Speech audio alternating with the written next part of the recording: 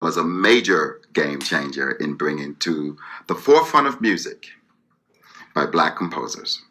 And we thank you for this living work that continues to evolve.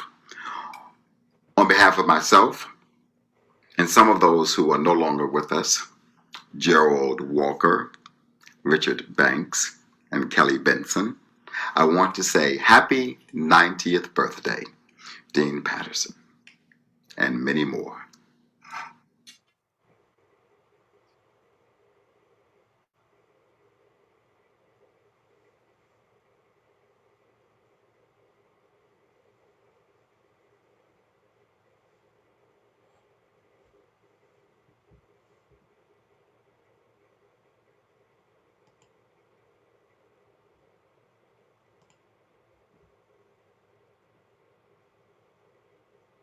Patterson, I'd like to wish you a most wonderful 90th birthday. I walked into your studio 27 years ago, a skinny young teenager who just wanted to learn how to sing his best. And little did I know that learning to do so would take me on a decades-long journey. In studio class one night, I recall that you described freeing the voice as a process akin to digging through a brick wall with tweezers, only to have another brick wall behind it. And I would say that's pretty spot on, though it's felt more like a tunnel than just a wall. What is awe-inspiring is that despite the long and drawn-out process, you have made me feel like I was almost there each and every week. You transferred an energy that always kept me going, and I respected you tremendously and always wanted you to be proud of me. Your ability to manipulate the air in a singer's voice is a talent unlike any that I've ever known. I remember when Ray Wade whispered into my ear one studio class, "It's all technique." And now I know what he meant. I want to thank you from the bottom of my heart for what you've given me. By freeing my voice, you've given me the ability to sing at my full potential. And now I can express myself musically in a way that I never could have done so without you. Every time I sing, I think of you, and I'm sure all your students do the same. And it's so amazing to think how special it is that you are with us every time we all sing. Thank you. I love you. I love Frankie. And I look forward to seeing you when this pandemic is over.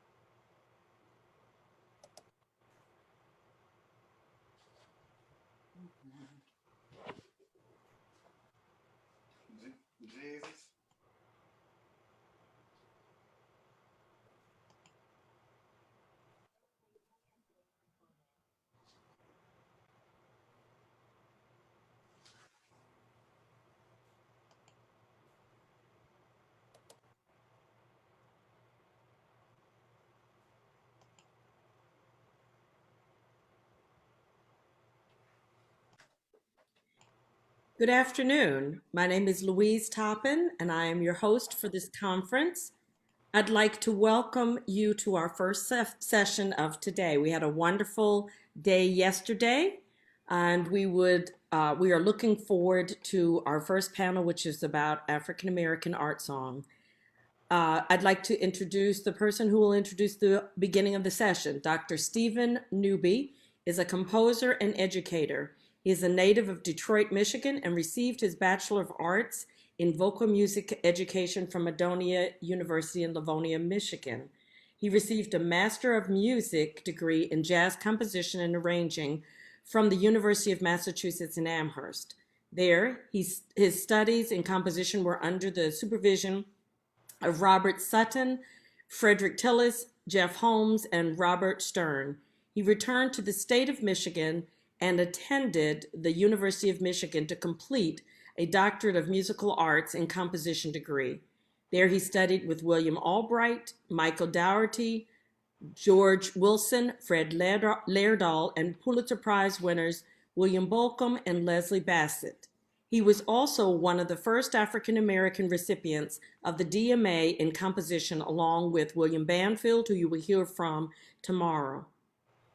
As a gift to Willis Patterson and this celebration, we are happy to announce the release of the first 2 volumes of Adolphus Hailstork's songs on classical vocal reprint. We want to thank them and owner Glenn Dower Jones for their longstanding commitment to African American art song. I am sharing the link in the chat, and I hope that you will look at or consider purchasing these first 2 volumes of Professor Hailstork. There are 3 volumes more that are coming in short order, along with one on Margaret Bonds and one on the African diaspora, which is directly a gift for Willis Patterson. I will now turn the session over to Dr. Newby. Dr. Newby? Thank you, Dr. Toppin. Greetings, everyone. We're bringing greetings from Seattle, Washington. 3 decades and 3 months ago, September 1987, I arrived on campus of the University of Michigan School of Music to study music composition. There, I met Dean Willis Patterson, Bill Bolcom, George Wilson, Leslie Bassett, Faye Burton, Louise Toppin, and a host of fellow musician artists. With fresh anticipation, I really didn't know what I didn't know. My musical world would turn inside out and upside down. I discovered a world of new intrigue and musical innovation. My time at the University of Michigan was deeply rich, valuable, and rewarding. It is with great appreciation that I wish to acknowledge and render my deepest and sincerest gratitude to Dr. Louise Toppin for her visionary leadership as we gather together to celebrate Dr. Willis Patterson and our great scholarship in the arena of our African American musical heritage. In 1899, James Weldon Johnson was asked to address a gathering honoring the birthday of Abraham Lincoln. He wanted to include a poem about Lincoln, but did not find the appropriate inspiration for the task. Instead, his mind turned toward writing an epic poem about African-American life inspired by Frederick Douglass. After talking with his brother John Rosamond, a song arose. 500 children from the Staton School, at which James was the principal, premiered Lift Every Voice and Sing at the Lincoln celebration on February 12, 1900. This weekend, we gather honoring the 90th birthday of our dearly beloved and highly esteemed colleague, Dr. Willis Patterson. How appropriate for us to render into these spaces an extension of our songs, our musical cultural codes sounding anew, propelling us into the 21st century are the songs of Black America.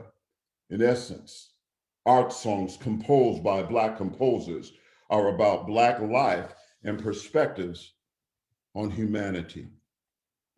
Composer William Banfield's book entitled Cultural Codes points to embedded codes of African-American life. Our Black art songs, rising from within our community of artists, project interpretations and modalities of expression from the experience of Black life, the struggles, aesthetics, ethos, and spiritualities, the sacred, the secular, and the profane. Just as the song Lift Every Voice and Sing is an African-American sacred hymn espousing a treasury of theological motifs, tropes, cultural codes, and narratives, the works of Black art songs, as we see in Willis Patterson's anthologies, canonizing for all humanity, purposes for our humanity flourishing.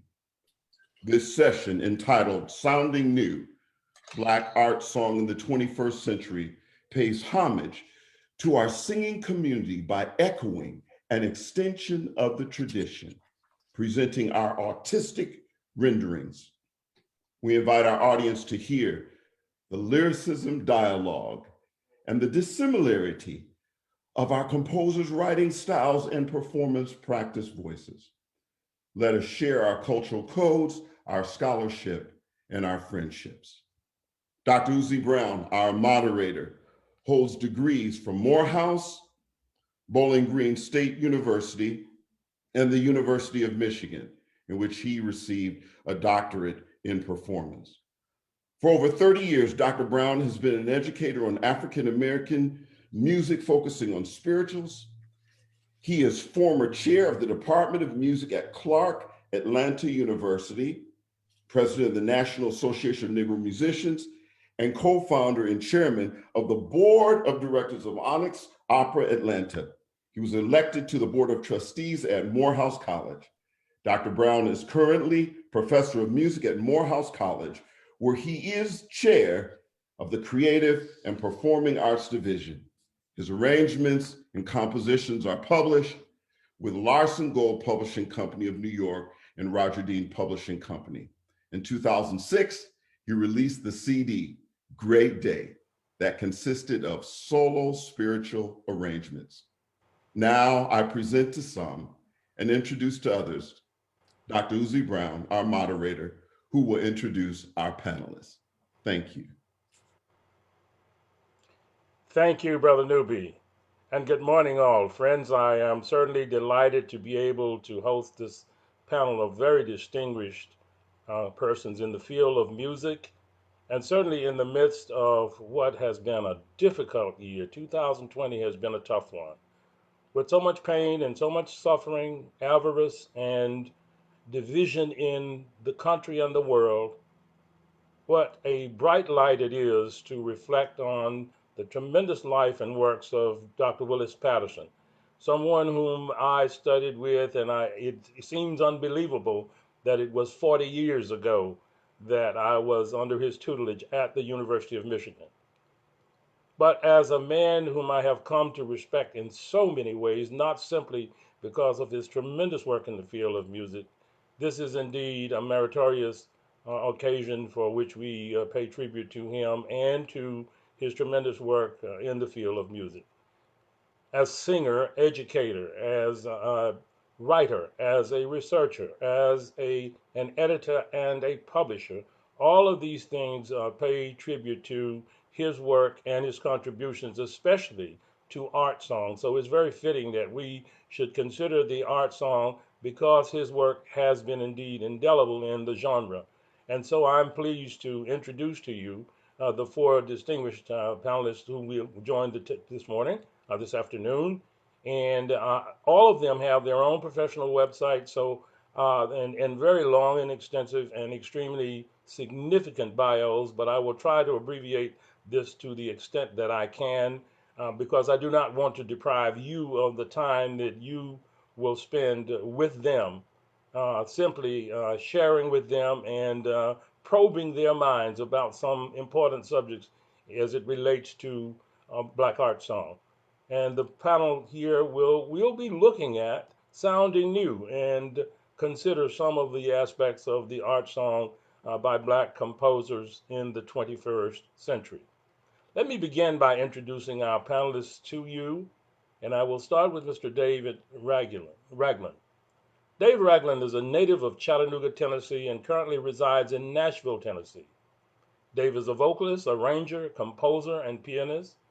Dave was named one of Nashville's top 40 under 40 for his contributions as a composer.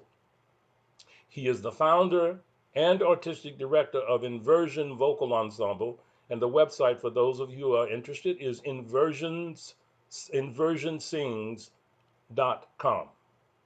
In November 2014, Cheekwood Museum and Botanical Gardens and the National Museum of African American Music presented Inversion in concert as the closing act of the Drawing Room Concert Series to commemorate the work of artist William Edmondson. Dave made his operatic debut with Nashville Opera in the 2013-14 season in their production of David Lang's The Difficulty of Crossing a Field. As a pianist, Dave is an apprenticing collaborator at Fisk University. He is a frequent music director for the Murfreesboro Center for the Arts. Past engagements include Kennedy Center Honors, Nashville Symphony, and Chattanooga Symphony and Opera. Dave is a proud member of Phi Mu Alpha Sinfonia, as am I. Welcome, Dave. We're delighted to have you. Dr. Darrell Taylor. Darrell Taylor's performances have been noted for their compelling artistry and authority. He has an international career, highlighted by performances of art, song, opera, and oratorio. His repertoire extends from Bach to Britten and beyond.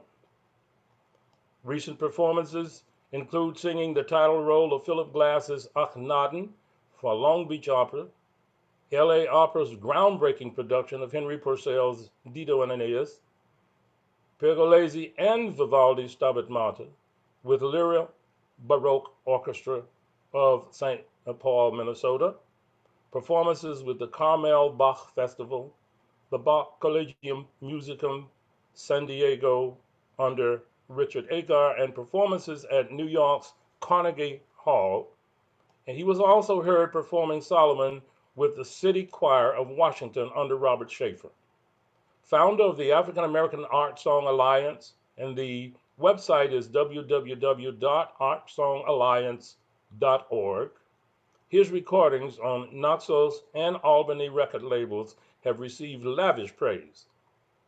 Love Rejoices, Songs of H. Leslie Adams, was a #1 Critics' Choice for American Record Guide in 2001.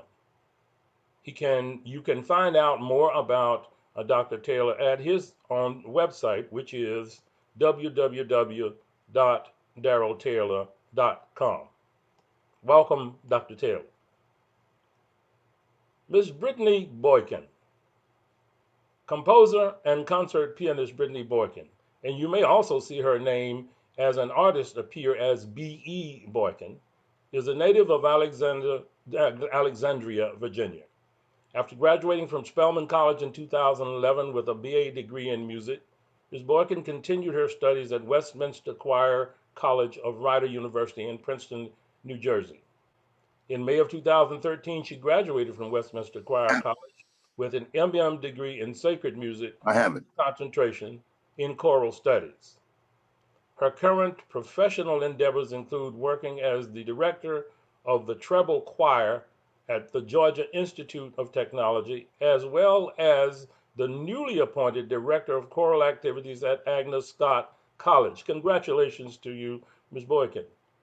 Ms. Boykin's instrumental and choral works are currently being published and distributed through her own publishing company, Clavier Press. She is currently pursuing a PhD degree with an emphasis in music education from Georgia State University. Again, welcome, Ms. Brittany Boykin. And last but certainly not least, Adolphus Hellstark. So much to be said about this tremendous musician, educator, and I am proud to say friend. Dr. Adolphus Hellstark received his doctorate in composition from Michigan State University, where he was a student of H. Owen Reed. He had previously studied at the Manhattan School of Music under Vittorio Giannini and David Diamond, at the American Institute at Fontainebleau with Nadia Boulanger, and at Howard University with Mark Fax. Dr. Hellstark has written numerous works for chorus, solo voice, piano, organ, various chamber ensembles, band, orchestra, and opera. Significant performances of Dr. Hellstark's works have been performed and presented by major orchestras across the country: the Philadelphia Orchestra, Chicago Symphony, New York Symphony, and have been led by leading conductors such as James DePriest, Paul Freeman, Daniel Barenboim, Kurt Mazur, Lauren Mizell, Joanne Falletta, and David Lockington. In March 2019, Thomas Wilkins conducted Hellstark's An American Port of Call with the Boston Symphony Orchestra. Among Dr. Hellstark's several symphonies are the Second and Third Symphony, which were recorded by the Grand Rapids Symphony Orchestra. His operatic works include Joshua Boots, commissioned by the Opera Theater of St. Louis and Kansas City Opera in 1999, and Rise for Freedom, an opera about the Underground Railroad, which premiered in the fall of 2007 by the Cincinnati Opera Company. Hellstark's newest works include The World Called, based on Rita Dove's poem Testimonial, a work for soprano, chorus, and orchestra commissioned by the Oratorio Society of Virginia, and it premiered in May of 2018. And a work entitled Still Holding On, premiered in February 2019. It is an orchestral work commissioned and premiered by the Los Angeles Philharmonic. Dr. Hellstark resides in Virginia Beach, Virginia, and is professor of music and eminent scholar at Old Dominion University in Norfolk, Virginia. Welcome, Dr. Hellstark. Again, welcome to all of you. Now, let me begin, and I'd like to ask a question of you, and either one of you may begin. Please just feel free to chime in, and I'm hoping that this will be a delightful and somewhat informal dialogue, and you can feel the freedom to express yourselves in whatever way you choose. My first question for you is, what is your opinion of the current state of the craft as it relates to Black art song and art? This is in terms of both the composition and performance of Black art song in the first quarter of the 21st century. Is it in good health?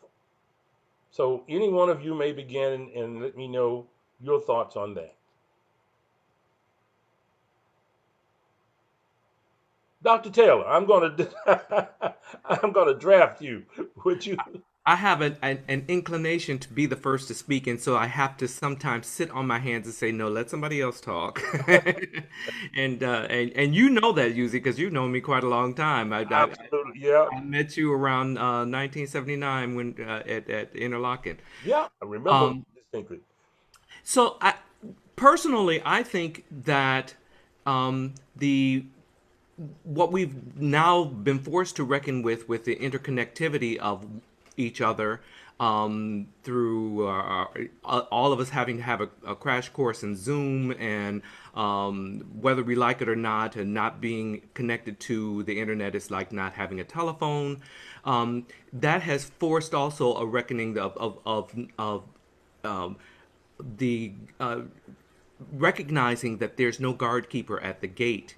There is no gate, and that we have access to unfettered access to the public that we never had in all of history, and all of historic time. We have never had this sort of access. And so, with that, I'm really sanguine to know to see so much activity, so much output and enterprise by composers, by scholars, and by singers. I think that we have to, of course, still be careful about quality control, because when you remove the guard at the gate, anybody, it's all y'all come. And everyone that can sing "Jesus Keep Me Near the Cross" and whole notes isn't necessarily the best person, but the people will vote with their feet. Here's the thing, that people will either support something or they won't. It's either good or it's not. And so I think that it's really quite outstanding, and that we are able to lift our gaze away from the 20th century and look forward to the 21st century. I think there are so many gifted composers, two of them in this room that were not part of the Patterson anthology, that whose contributions are yet to be completely netted and observed by the world, and I'm really thrilled with the prospects. Great, thank you. And from your statements, it seems that there is a great deal of optimism about the future of Black art song in America and across the world. Let me hear from one of our composers, either Ms. Boykin or Dr. Hale Stark, either one. I can go. I think as a relatively younger composer, I've been kind of introduced to art song fairly maybe late. So it's still something that I feel like I'm learning about, and I've just been excited to kind of learn and listen to a lot of the compositions of Black art song, you know, that have kind of preceded me. But I think my I don't want to say fear, but I've been slightly nervous to not I guess put out anything that wouldn't be, I guess, quote, acceptable. But I've been trying to kind of just do that within, like, how do I respect the craft, but also respect the poetry and everything else like that. So I would hope that people are excited about this, the newer kind of generation of composers coming, you know, but I know for me personally, I've been slightly nervous. But that's all I would probably say. I know Dave can probably chime in a little bit better. Well, I mean, okay. Dave, go ahead. I want to hear from you. That's good. You're two of the younger members of the panel, and I absolutely want to hear from both of you about this. Please go ahead. Well, yeah, definitely. And I actually agree with what Dr. Terrell said, Dr. Darrell Taylor. It's a tongue twister. Dr. Darrell Taylor said about, and I say this too with my mentees and proteges. It's like at this point in time, you have access to get something around the world at the click of a button. Not even overnight anymore. Just at the click of a button. You know, you can put something up online, and literally anybody could be watching it. We don't, you could be, you know, your video could be in front of the hiring people at La Scala or the local church or civic group down the street. You honestly never know. So I'd say that to them, with that kind of access comes responsibility. As you know, kind of what Dr. Otero had alluded to before, that, you know, once it's out there, it's there, unless you take it down. Even still, somebody could have copied it or what have you. So making sure that there is even some quality control there amongst yourself or your teacher before you put things out. And I would say, even as a composer, that still has to happen too as well. As far as young composers, I love us. I do think, you know, there's a good growing group. I have a couple of proteges, you know, who are into composition. But the thing is with them, I'm trying to get them also into, for me, it's more of an awareness in particular, or information about the right of writing for voice, or in particular writing for voice and piano or voice and instrument. Because for at least from a lot of my mentees, they come from the standpoint of either songwriting, like for gospel or pop, and then saying, hey, Dave, I want to consider going into, or they come up through band and they go through a lot of, you know, band charts, band arranging, and then it's like, hey, I want to do piano, you know, what's it like writing for voices? Can I do voice and instruments, voice and band? So the pathway isn't always, I want to, you know, when I'm 15, I want to be a vocal writer. You know, it's kind of crossing over to kind of the next, you know, what is the next phase? What is the next kind of, you know, genre that I can possibly tackle? So keeping that kind of aspect in mind, I think is really important, especially dealing with the generation coming up who was born 1998, 1999, 2000. Sure. Well, you know, I find it very interesting that all three of you so far have spoken to a number of things. First of all, the excitement about possibilities for the future as it relates to Black art song. But two things that I take away from what you said immediately is, number one, there should be a certain, how should I say it? Well, to cut to the chase, a standard in terms of quality. One has to consider certainly what it is that you are doing that serves the craft of art song in general, but certainly in terms of Black art song, we do have that responsibility. And Ms. Boykin, you mentioned that there was a certain degree of apprehension because you were wanting to make sure that what you're doing meets a certain benchmark or a certain standard. That is extremely important, and I'm going to ask our Dean of Composers here among this panel to share with us your thoughts about the art song in the 21st century and where you feel it is in terms of its health and things that we have to consider moving forward. Dr. Hellstar. Hello, folks. Well, I said, I just wrote a couple of notes to myself that this is a loaded question. We have the word craft. And I would, in my teaching of composition, I take a whole semester on teaching people how to write for the voice. Many people, especially, well, just a lot of folks don't understand the difficulties, the unique challenges, let me put it that way, of writing for the human voice. It's a different ball game than writing for instruments, and especially for writing for the piano. The other, so that's the first thing I had marked. The second thing I had marked is art song, how we define that. Someone already mentioned that, you know, I think it's David said that, you know, he has young people who come along and well, actually, this jumps right to my fourth thing I wrote down, which was models. If you're modeling yourself after pop and gospel, that's perfectly okay. But, you know, is there a distinction between that and art song, or can those flavors be put in art song? Does anybody want to deliberately even think about that? I saw a chat note that said, composers shouldn't have to worry. That's a wonderful phrase. You know, as a composer, you do what really moves you and excites you to do. Then I see there's a black. Oh, and then we get into the whole thing of what is black. And so it's a loaded question. What is your opinion of the current state of the craft of black art song composition? There are so many terms in there that we could spend a half an hour just discussing all of them.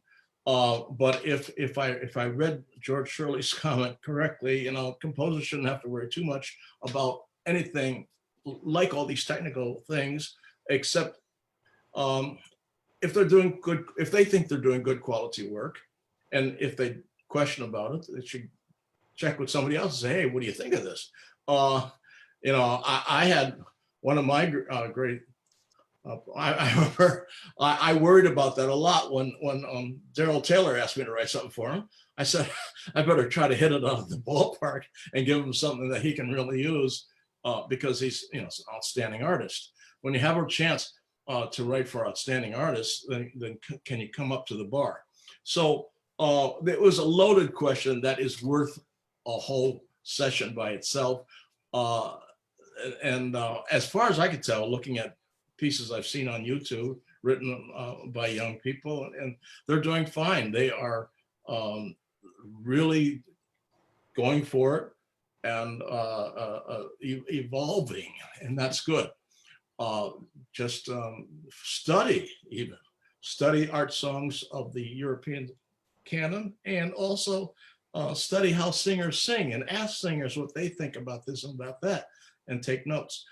That's all I have to say about that.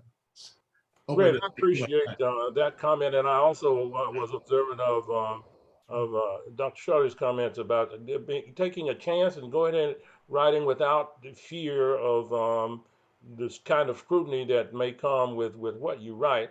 I also am a component of a proponent of a study to show thyself approved. I think anyone who enters into any medium has to have enough respect for the craft and the performance practices to try and understand the parameters as it relates to what we are doing and how we're doing it. But as T.J. Anderson said, go ahead and write, and there will always be someone who will be out there capable of performing it and also capable of viewing it for the purpose for which you have perhaps intended. And so you have to do that without fear. And that is, in fact, one of the requirements of any artist statement. You're never sure what the public thinks, but if you're capturing your ideas and those things that are important to you, it's extremely important that you continue to write. I want to ask a follow-up question on that, as a matter of fact, and it has to do with a discussion that I had and was actually involved with a committee related to crafting art songs around the basis of the Negro spiritual. Do you feel there is such a thing as the spiritual being elevated to what one would call art music, and not simply relegated to being considered a folk composition or a folk arrangement? Do any of you have an opinion on that? I would only say two words: John Carter.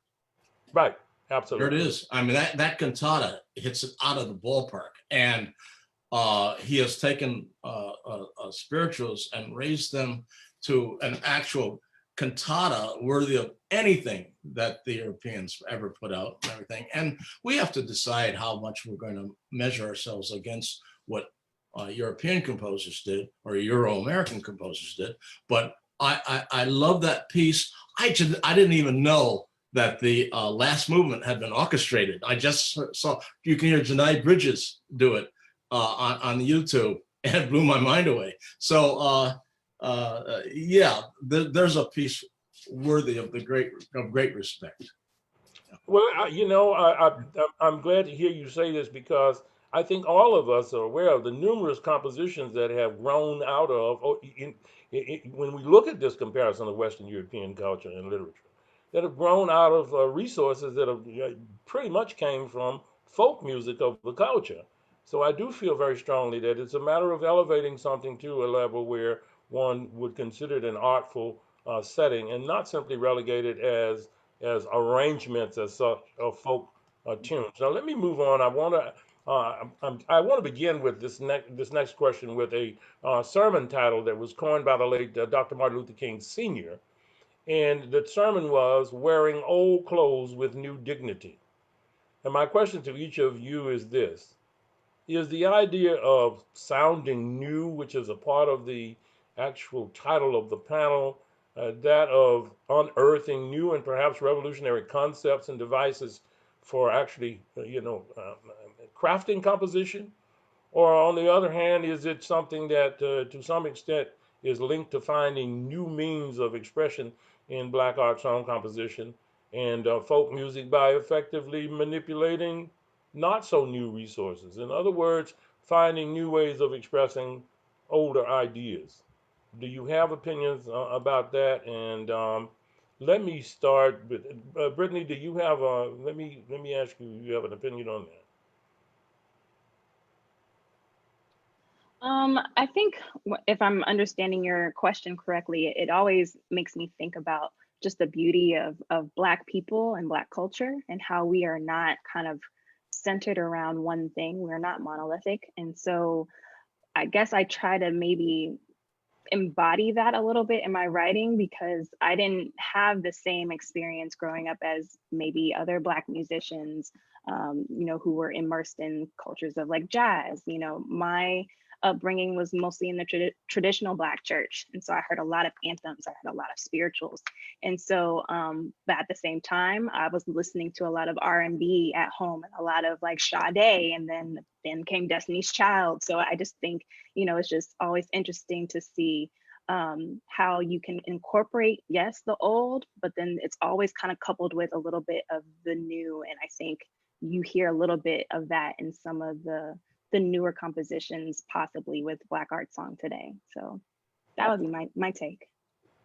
Well, I asked this question because there are a lot of younger composers, particularly, who are a little apprehensive and even uncomfortable because there has been, and not so much now, I think, because people are embracing the fact that there are still some possibilities in using the resources of much earlier ages. And it's sort of recycling some ideas in a way, but many of them tend to be uncomfortable because they're sort of being pushed to find concepts that may be outside of what they themselves feel is within their comfort zone in terms of resources, including that second part was sort of tonally conceptualized musical materials. Do you feel, and Dr. Helstock, I'm going to ask you this question, do you feel that tonal resources, there's much more to be done with that, and we're not necessarily compelled to find these alternative resources that seem to indicate that tonal writing is old hat? Well, I came up as a chorister, and so singing and the lyrical line was a natural part of my very being. When I was in school working on my master's and doctorate, the word new was an attack weapon. It was weaponized, as the current term is, that if you weren't doing new, then you were a la 1950s Boulez, worthless. And so the lyrical line was frowned upon. Pattern was frowned upon. Tonality was frowned upon.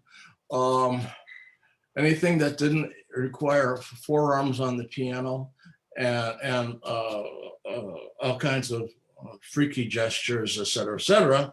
I'm using my word, using the word freaky is kind of showing my prejudice. I mean, I had to fight to stay in school, practically, to get to where I wanted to be. And I was intimidated by the entire thou shalt and thou shalt not atmosphere of those days. Mm-hmm. So it took me years after I finished to actually say to heck with all that.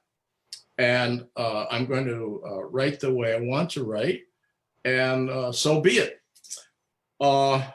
So I have a prejudice against the concept of new because, again, it's one of those loaded words. If it means just something I got up this morning and wrote, That's new. I didn't write it before, and I don't know if anybody else wrote it. If you're talking about new as a evangelical type of concept, I remember an article in the New York Times many years ago now, the death of the evangelical avant-garde. And because there was a certain way you had to write to be considered worthy of respect. That worked as a prejudicial way, especially against African-American composers, I think. I think one thing we have to admit, since this is about song, we is a naturally lyrical people. Now that's all there is to it, and we don't go around I mean, look at William Grant Still tried all that. You remember he studied with Varese, and then he said, "No, that isn't me. I'm a more lyrical person. I want to write my music for African Americans because we sing. That's the only way we could produce music besides a drum when we're on the plantations." So this whole thing where they were trying to kill that, and we are trying to build our canon, our repertoire right now, because we did not have a big chance in the previous century and almost zero chance in the 19th century. Mm-hmm. So what I'm trying to say is to follow, I call it, well, again, showing my prejudice, I call it walking into 12-tone oblivion. And we almost never hear or see performances of that dominating style in the mid-50s, which was when I came along. So I don't like the term. Just write your music, be honest. I happen to like the term authentic more than new and the latest thing and avant-garde and modern and all the other stuff. Be authentically yourself and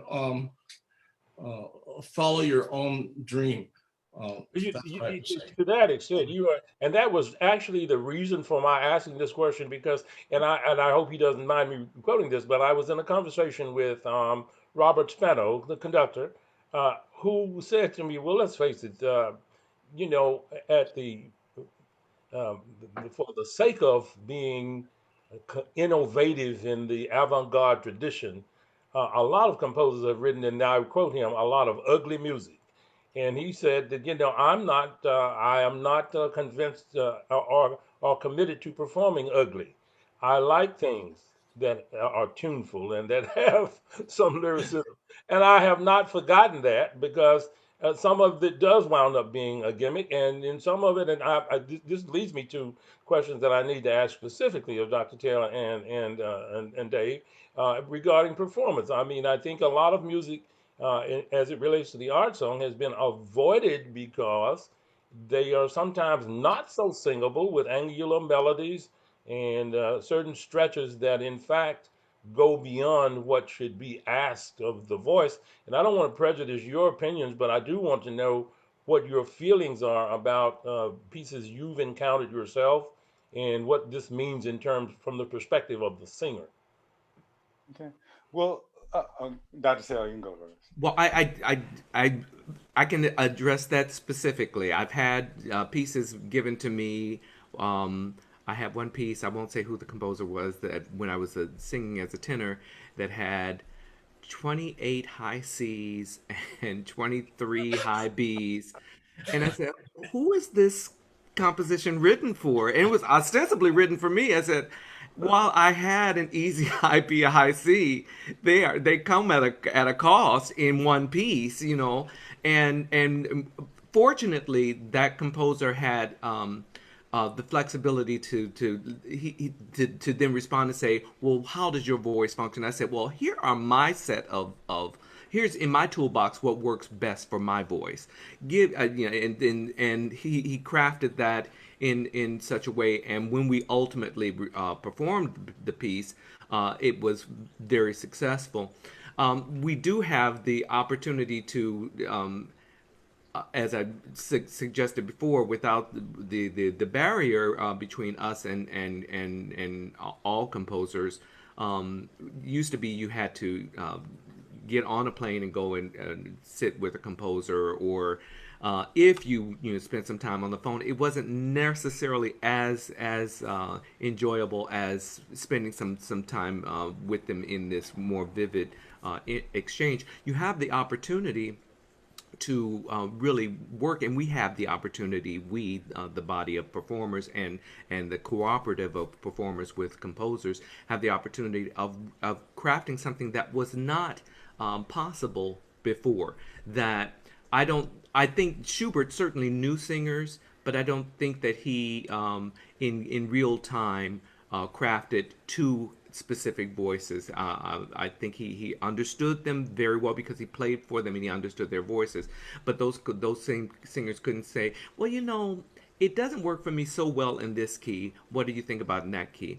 I also want to suggest to composers, and especially those that may be watching, not necessarily on this panel, that again, we have this real opportunity in front of us. There's a reason why we identify certain genres with skill sets of population. We recognize Italianate music because of the skill set of the singers that that they were writing for, and we would think a little poorly of composers that wrote in spite of the skill sets that were available to them, and they wrote instead for something that they think that singers should be able to do, as opposed to saying this is what singers actually do. And to that extent, here in America, there are singers that, especially in the Black community, that have a certain bifurcation of their skills, that they are equally adept at singing gospel. I'm thinking of Audrey Du Bois Harris, or they are equally adept at angularity and can bring real life to things that aren't particularly tonal, and that using culling the ground of digging into the ground of that body really establishes then an authenticity to to the school of American song. I'm thinking really specifically about GTS Walker. Yes, that's why I was GTS Walker's Chalkman. In GTS Walker's Chalkman, he employs rap.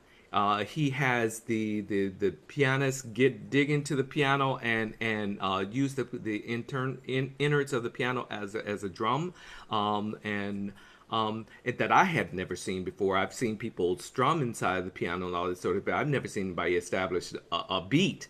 And while someone is effectively rapping and then layering on top of that their lyricism. I'm not suggesting. Listen, I don't want to be rapping on, so don't send me a bunch of stuff. That was going to be a part of another question that I wanted to ask you. Before I get to that, and I'm going to put a pin in it just for a minute here, because I do want to hear from Dave, and then I actually have some opinion myself as a composer and want to ask my colleagues about that.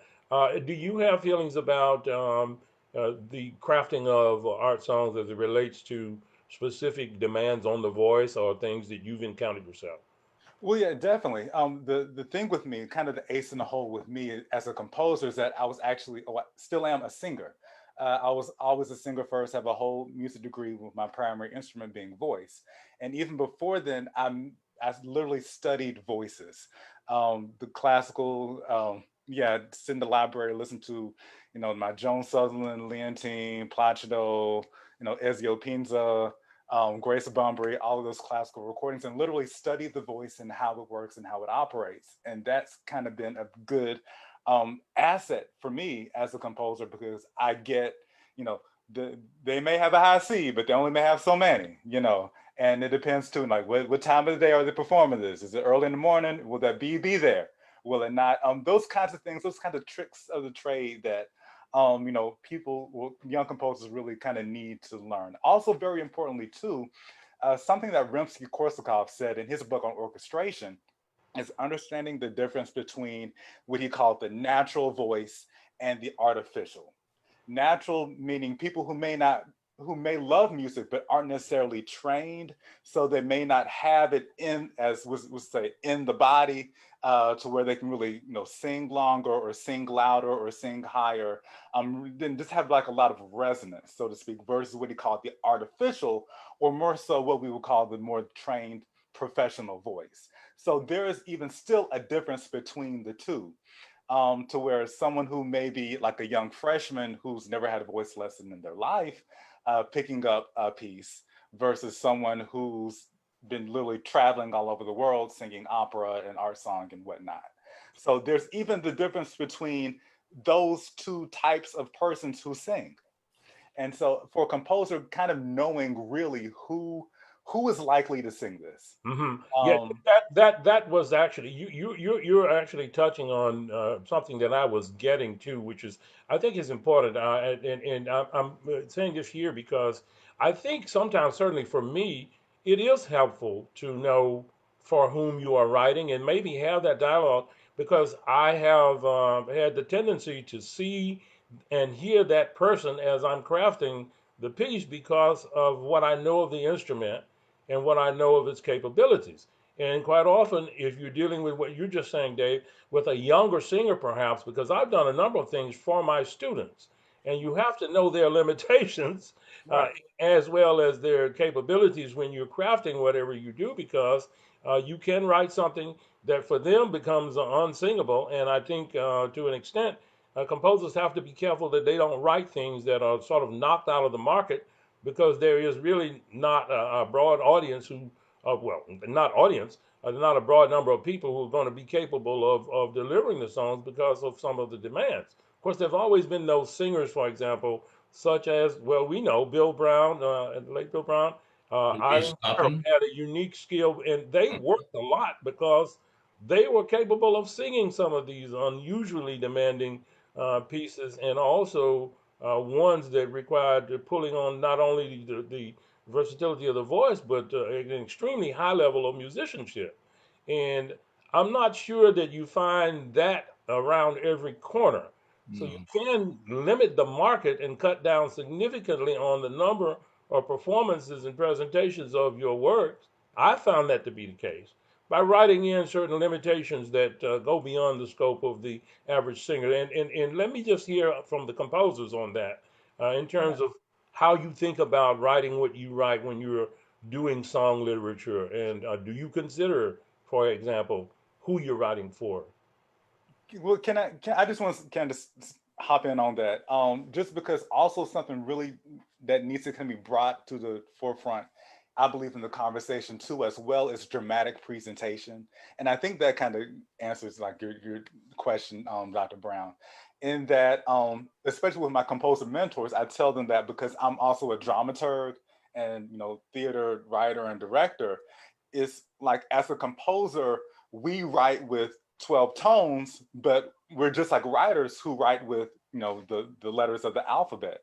And that, we have to think also too dramatically. And for me, and I tell my mentees this, as a composer, I like to give my singers moments that may not necessarily be on notes in the page, but spaces that are not on the page. So if I repeat a phrase, poor Mona got a home at last, pause, poor Mona got a home at last, what do those pauses in between mean? What can they mean? And so that could be a point for the pianist, the vocalist, to really kind of create. How can we occupy the space without our voice? So even kind of having that consideration in mind, I believe is very helpful. Sure, absolutely. And then also, I mean, depending upon what you're writing, that those breaks can serve a very utilitarian purpose of allowing the singer a chance to breathe and prepare to do whatever is being demanded, especially if it's something that has some extremes in terms of range and long phrases. And I see that tell you nod your head. You know what that can be like when you are having to be forced to have to spin out line after line with no place to. And it's as though the composer didn't think, now when are you going to stop and breathe? When are you going to rest? Right, right. There are some singers that get better the more you tax them. but the Sure. general populace needs to breathe, reset in order to be successful for the high. But I will say, to that end, one of the hallmarks of Mozart is that his stuff gets harder as at towards the end, and so you think you've got the you think you got it solved in the middle, and then at the end he says, now give me the goods. And if you have not paced yourself, and he builds into that the ability, it's only a few seconds for you to stop and say, okay. And in teaching singing, I'll tell singers, say, now this is, you're singing, but you're resting. You're like a marathon runner. You don't put on the gas here. Here you're resting, because you're going to need that at the end. And that's the sort of thing that sometimes Adolphus is Dr. Hellstork is very good with this. Dave, you're very good with this. Brittany, I've not yet done a lot of your work, but I look forward to receiving some scores from you. Very good about turning the attention to the piano or to whatever accompanimental forces are, so that the singer with some limited forces, limited capacity, can say, okay, let me put on my dramatic face, but at the same time I'm telling my larynx and my lungs, okay, get ready for the battle, because it's coming up. Well, listen, I don't want to preempt what I had asked of my composer friends. You tell me, what do you have an opinion about who you write for, or how you write best in terms of song literature, and either one of you. I'd like to hear from you. Yeah, I mean, a few of my art song projects have mostly been for soprano, because that has been where some of the connections have happened. People have been fortunate enough to just include me on some of their collaborations and wanting to work together. So that has been really helpful, because they've come presenting, hey, my voice can do this if it's here, and my voice can do this really loud if it's up there. So they come with those specifications that have been really helpful in writing. So I've really enjoyed that part of the collaboration and knowing what their capabilities are. Great. And Dr. Elstock, what about you? Well, I love to know the person for whom I'm writing a piece. For instance, I had the joy of the past spring, I think it was, to write a couple songs for Louise, and I know her voice, and I think I nailed things that fit her voice very nicely. It's a very wonderful instrument, and in a wonderful person. Yeah, I like to know the person I'm writing for. Right now, I'm studying the YouTube presentations of Janae Bridges, and I have an opportunity to perhaps write a piece for her. And this is a wonderful mezzo, and Louise asked me one time, "Do you ever write for mezzo?" I said, "No, mezzos don't talk to me." Most of my songs have been for soprano, but I finally have a mezzo will be in my life, I hope, to write a piece for, it's very, very good. You can see how they sound at the top, in the middle, at the bottom, how they cover the breaks, etc. And I really like to get to listen to the voice. It's always a lot more fun to do it that way than just writing the abstract. That's great. And then the other chance, likelihood is you're gonna be assured of getting perhaps some performances of the piece when you write something for someone, and Yeah. you really have carefully crafted it based upon their abilities to deliver, Yes, or the sir. parameters of that on instrument. I That's a would be question. remiss if I didn't interject. Dr. Hellstork, countertenors sing in the mezzo range, and we would welcome the opportunity. I think I've mentioned this to you once or twice before. Okay, we gotta keep that in mind. Maybe we'll be able to use it. All right, I'll leave that to you all as a side conversation. But there is a question that is in the chat, and it's an interesting one, I think, and I'm going to pose it to you now. Do you have any feelings as to what really, um, how does one define what would be considered art song, or what is it that is not the art song?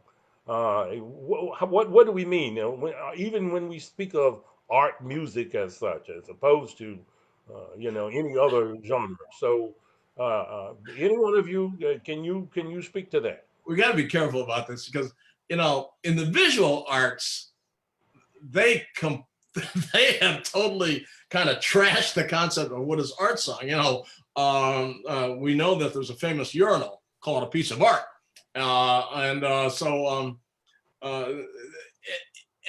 art is, it came to be that, I guess it was in the late 40s, early 50s, or whatever it is, that art got to be defined as whatever. If I call it art, it's art.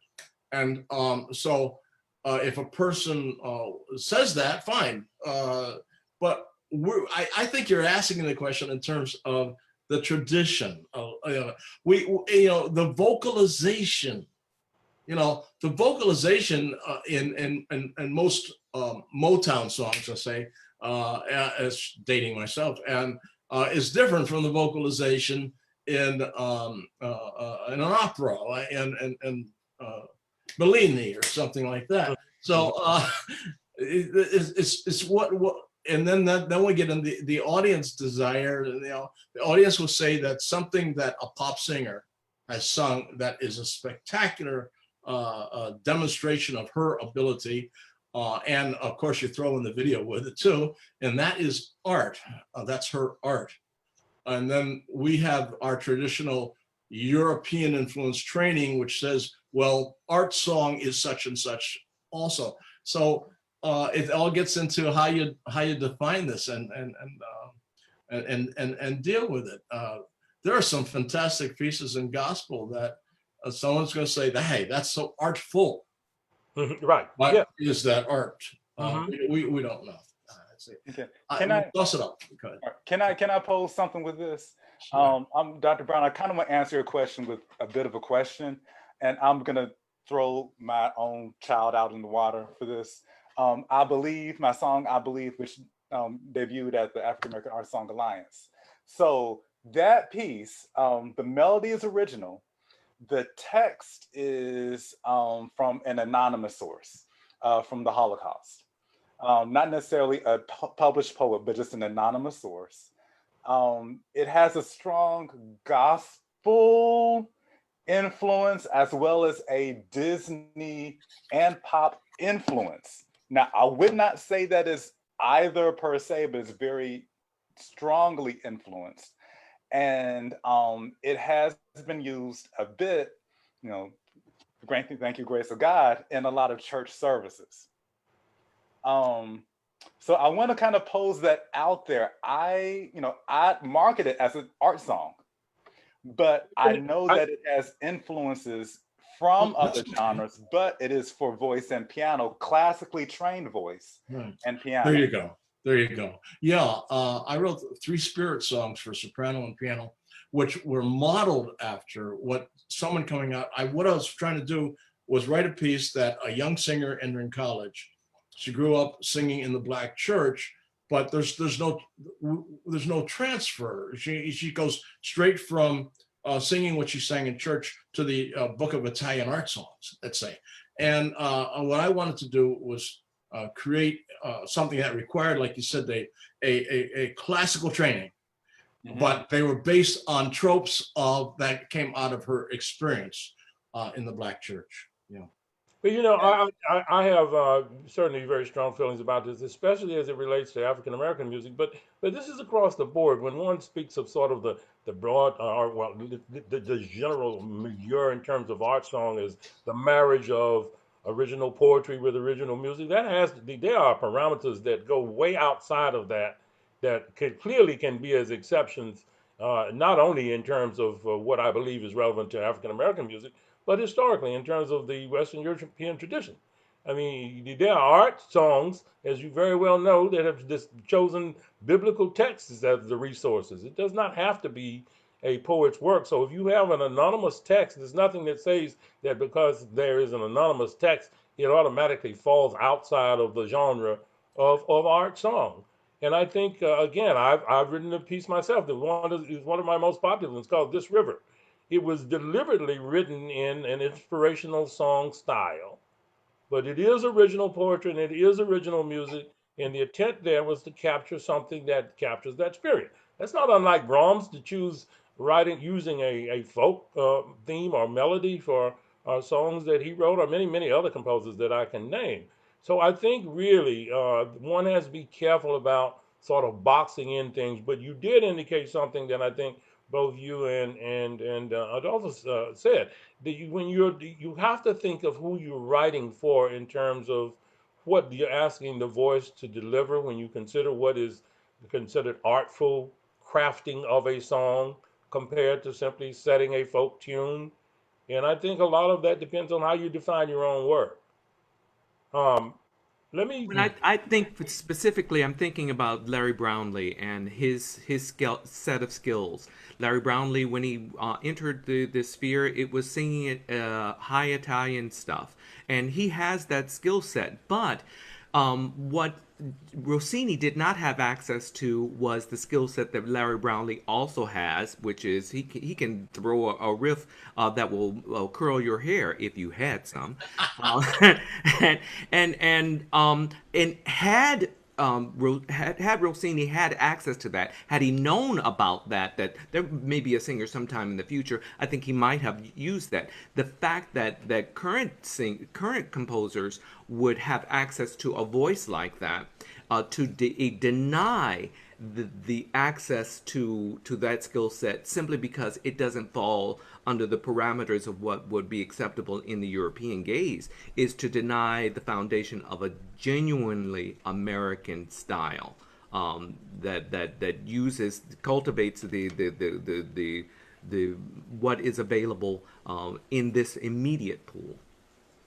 Yeah, I tend to agree with that, Daryl, for sure. I've been, this is a personal opinion. I do think that when one speaks of art, song, or art music, there needs to be some parameters that ensure the survival of that piece or the transmission of that piece without necessarily the performer having to be on site. I am concerned about pieces that are too freely improvised, where you do not have the parameters compositionally set out such that across different cultural environments, across different regions of the country, and across various ages, the pieces would not be able to be delivered or reproduced because they're too loosely crafted in the sense of allowing too much room for improvisation or how should I say it, restructuring. Then it becomes more like something out of the oral tradition, and I'm not sure that qualifies. So there does need to be some parameters.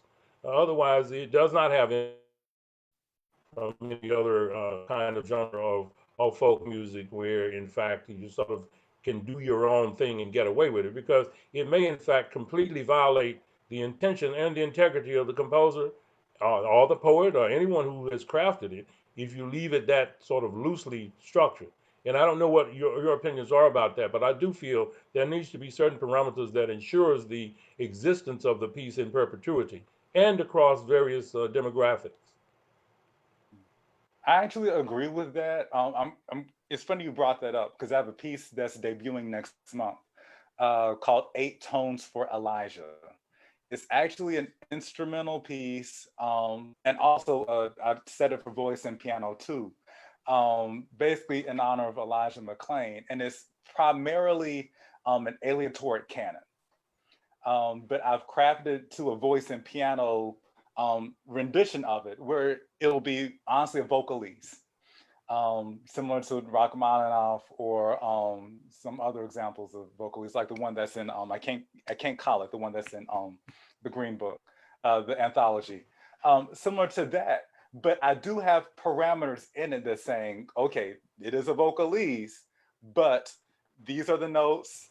This is how many times you can sing the notes. Start here, cut off here. So, I mean, I do put in that piece room for not necessarily improvisation, expression, but not necessarily improvisation. Well, I've got another question actually along that same line, and this really has to do, I guess more with who writes it than what is being written. And that question is this, it comes in our chat, and the question has to do with this. There is someone who has a white composer who is writing a set of songs that are based on black poems. And the question is, how would you classify these? Are they considered black art songs? And I just want to hear your opinion, please, if you can answer that question. Because this has to do more with who's writing than I think what is being written. George Gershwin wrote very authentically and authoritatively for the expression of black culture, but he is not a black composer. We don't embrace him in the black. We're grateful for the opportunities of Porgy and Bess, but Porgy and Bess is not a black opera. It is an opera, an American opera that focuses on American culture.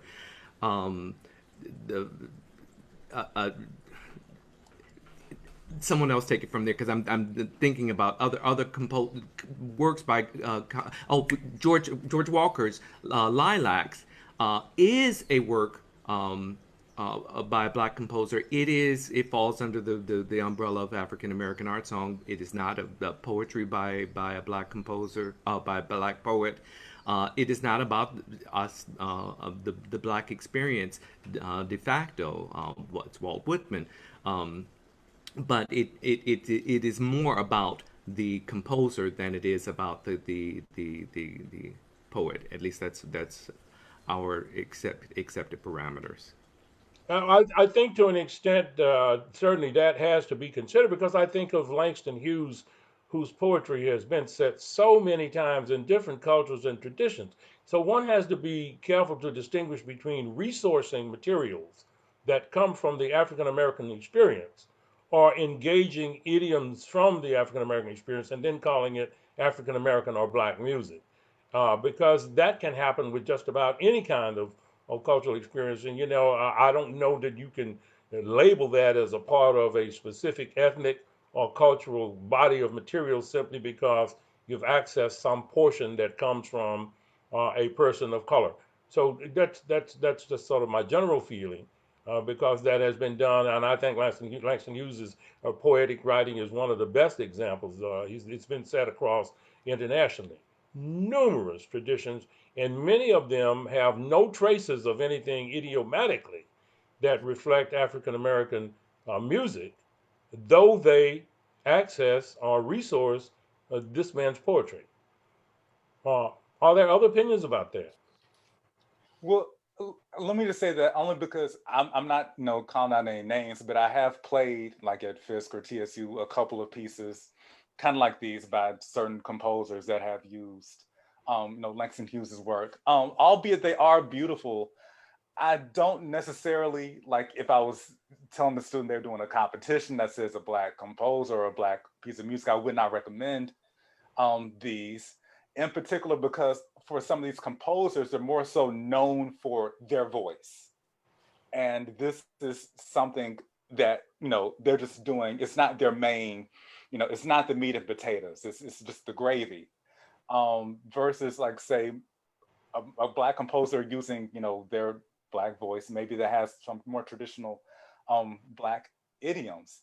There's a particular saying that I tell people all the time, and that is black composers are a whole mood. I was listening on YouTube to the original recording of the Anthology of Black Art Songs with, of course, Professor Shirley and everybody, and it was just beautiful. And it's like there's just something about the black composer's just voice that can't be imitated, can't be duplicated.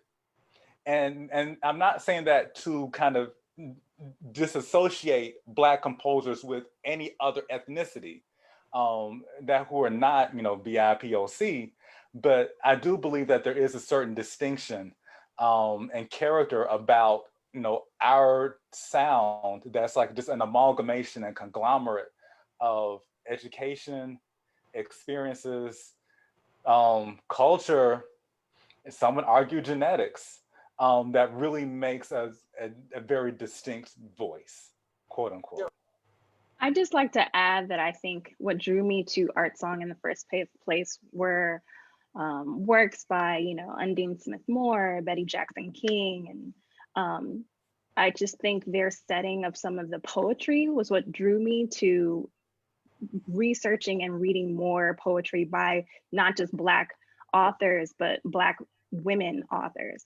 And so I think that has been a really important part of, I guess, my journey as I'm learning art song, because I see that there could be more pieces done, to uplift some of those voices that are marginalized. So I think I've enjoyed making connections with living Black women authors who have, beautiful poetry, and that's a little bit contemporary. And I just think that maybe that might be another piece as the art is evolving, for people to kind of think about, contacting living Black authors and seeing how we can add them into the mix and uplift their voices as well.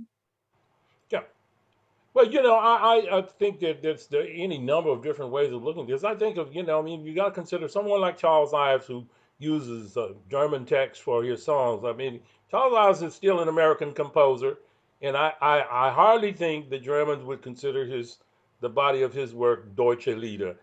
He's an American composer who resourced German text. But then on the other hand, you got to consider someone like Ulysses K., who stated that he was annoyed and offended by having his music, and I don't know if this is quite the same thing, but labeled as Black music. He was a Black composer who wrote music, and he did not like being compartmentalized in that way. So there are a number of different of ways of looking at these concerns, but I do think there needs to be something that people of color retain for themselves based upon their understanding of the unique characteristics of the music of the genre. If it's it's a composition composed by a Black composer, then I definitely think that has some bearing in terms of its significance with respect to how it is labeled as a work by a Black composer. To that end, Robert Owens wrote songs on poetry by Germans in Germany. The Germans do not accept as being Germanic. I know that they don't say. They said this is not a German piece. This is an American piece.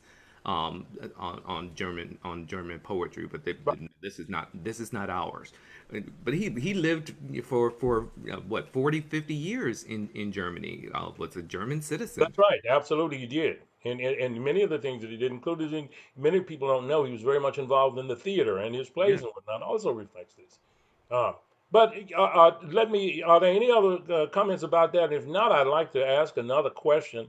And this one is related more to subject matter as it relates to the art song in the 21st century, the resources for settings. And let me begin by this statement. And this is not, your opinion certainly can vary from mine, but this is a conjecture that I made. Historically, if not the lion's share, certainly a great deal of the attention in African American art song has been given to treating themes surrounding the spiritual and social conditions of Black people.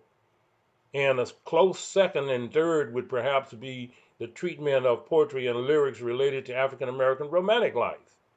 And you may have opinions of your own about this, but I want to ask are these still dominant themes in the African American art song? And if it's not still at the foreground and the center of focus, what is your opinion in terms of where this has shifted? Where is the center of consideration now in terms of subject matter for the Black art song? Anyone? I'm happy that with the response that I've seen from composers related to social activism and reflecting the current state of our mentality, our duress. That's what art should do. Art in its highest form, art should respond to that sort of thing. It should reflect the time, and not just the good things, and not just the most exigent circumstances, but the sense of despair, the sense of agony, and the sense of indignation that we find ourselves confronted with on a daily basis. How can art not embrace that. And I'm sanguine with the idea that what I've seen of composers responding to that. It's outstanding, while not being relegated entirely to that. I've also seen beautiful faith songs of faith, and hope and aspiration in the midst of this strife. Any other comments about that? I'd like to add to that.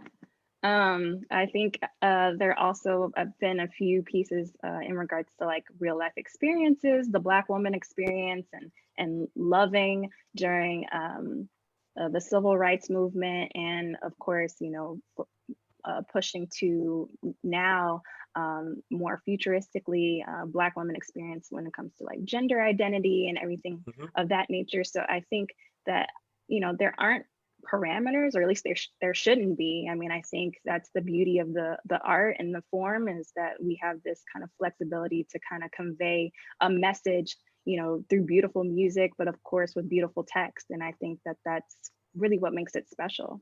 Sure.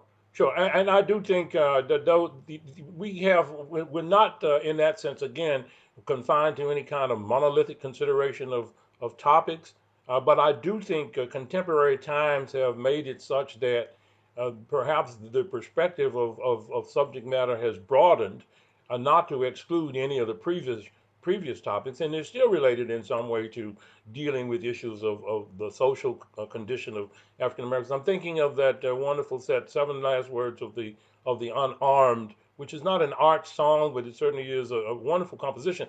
And this brings to mind the necessity to make sure that there's a certain degree of relevance related to dealing with issues of contemporary times, and perhaps choosing subject matter that is so reflected. And Dr. Hellstark, I think couple of your recent compositions actually reflect on social conditions that are contemporary. Well, lately, definitely, I'm working on a piece now. It calls for 3 singers plus a choir and an orchestra, and it's A Knee on a Neck, a kind of a requiem cantata in honor of George Floyd. But also I've been asked to write a piece about Tulsa. The 100th anniversary of that massacre is 2021. And that will be, I hope, the piece for Miss Bridges and a string ensemble. But yeah, I happen to think that well, when I was in school, we're in the 80s, not so much, geez, in the 80s, in the late 60s, all heck was breaking loose. And when we Black folks got together on campus, I was working my doctorate then, we decided to try to contribute to the cause. And we are in a cause here. We are in a battle, kind of, just for survival. I called my 4th symphony, Survive. That to pay tribute to just endurance in this country, and pay tribute to our triumphs also in this country, and our tragedies. I happen to personally get very involved with that, and care about that. I care about that. You have to write about what you care about, and so. This is, for me, it's essential. I have written some love songs. I want to say 4 romantic love songs. So they exist. George, what's his name? David George, does them. Roderick George. Roger George, thank you very much. And so that's about it for that. But I'm very much caring about what's happening. I mean, 7 bullets in the back at short range. If that doesn't move us, so I mean, we should be writing protest literature myself. I mean, and raising hell about the slaughter that's going on. But that's just me. I care about that. Thank you. Yeah. Thanks for that. And we only have a few more minutes left, and I do think, we just need to be mindful of the fact that there's still relevance to writing music that is related to romance and personal life as well as social and spiritual life. So it just simply broadens the palette in terms of the considerations and makes it such that contemporary concerns are a part of the opus of the things that we write and perform, because they do address certain concerns that would be relevant to where we are in the 21st century, and the relevance of writing something that speaks to conditions under which we are all subject to have to live and survive. There was a question that asked about Samuel Coleridge Taylor, and I'm quickly going to say Samuel Coleridge Taylor was considered an Anglo-African composer, and he did write a number of things that were, in fact, just songs. I'm not sure that everything that a black person writes or someone who is of African descent or of some form of diasporal experience has to be crammed into a box that says this is black. I think gets to Ulysses K's point. There are some things that, as he so well put it, and I think George Walker would agree with this, that bear no obvious signs of necessarily being Afrocentric. It's simply manipulating resource materials for the purpose of driving a composition. I think it's fair to do that without feeling we have to compartmentalize everything based upon racial or ethnic boundaries. This is my own consideration. It's an answer to a question that was in the chat. The final thing that I want to ask is, I want first to ask very quickly, Dr. Taylor, Brother Ragland, are there any composers that you want to reference, any new material that has come into being, any new composers that you find interesting and exciting that you perhaps would like to share something about? And then the final question would be to Dr. Hailstock and to Ms. Boykin, and that relates to new things that you're working on and anything that you'd like to share. And then we will end with that. So let me begin by asking of you, Daryl and David, are there any things you want to share regarding any new works or composers? Going back to Larry Brownlee, Larry has been really very active in commissioning works, and the composer Sorey, his last name is Sorey, wrote some really magnificent things for him. I'm really looking forward to Joel Thompson writing more for solo voice, because he certainly has his finger on the pulse of what I want to be expressing. Andre Myers, really gifted, and I'm looking forward to what Dave Ragland and what Brittany have to say, because they're both uniquely gifted.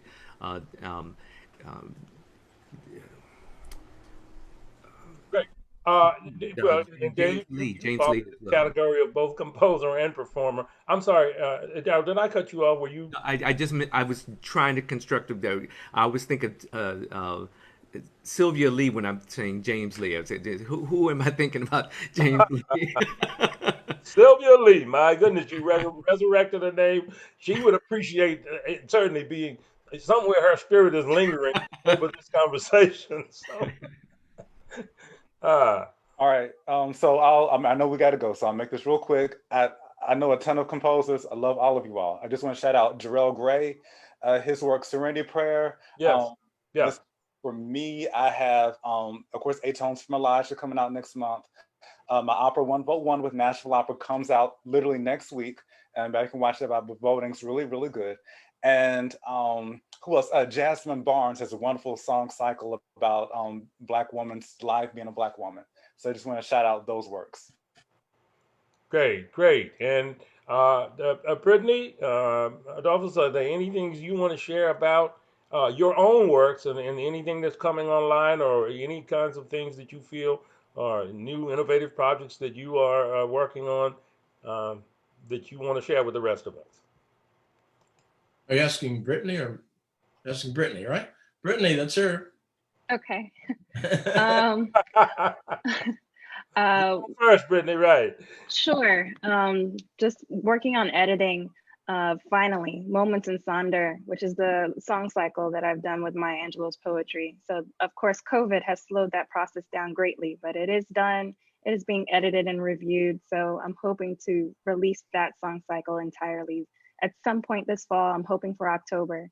Was working on another song cycle with a student of Dr. Toppin's, Samantha Williams, a beautiful project with some poetry by Olivia Johnson, embodying the Black girls' experience. So that was another song cycle for soprano that I was working on too. So just a few of those things, but yeah.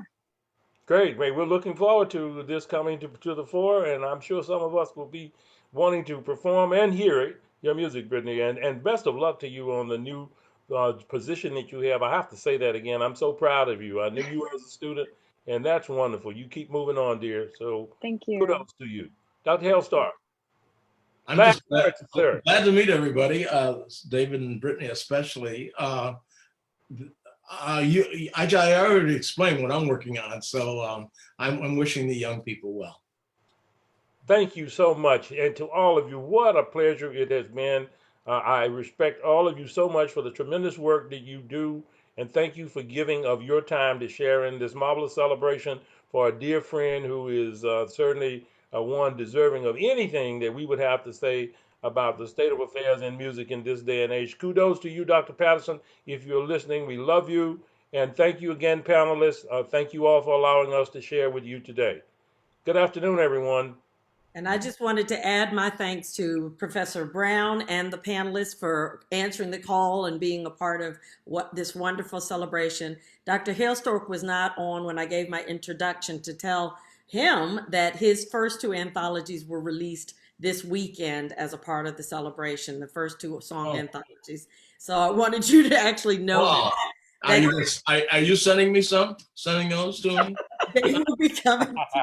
Okay. I'm sure Glendale will do that. Thank you.